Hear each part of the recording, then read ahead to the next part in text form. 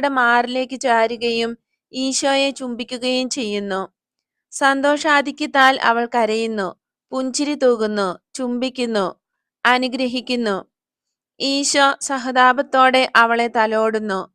അനന്തരം യുവാവിനോട് പറയുന്നു, പുരോഹിതന്റെ പക്കലേക്ക് പോകുക.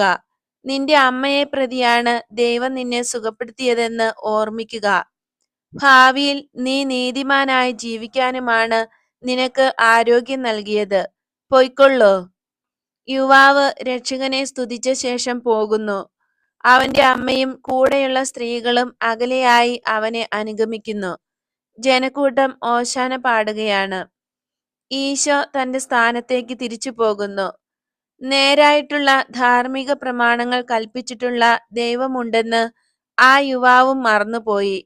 ദൈവമല്ലാത്ത ദൈവങ്ങളെ തനിക്കായി ഉണ്ടാക്കുന്നതും വിലക്കപ്പെട്ടതാണെന്ന്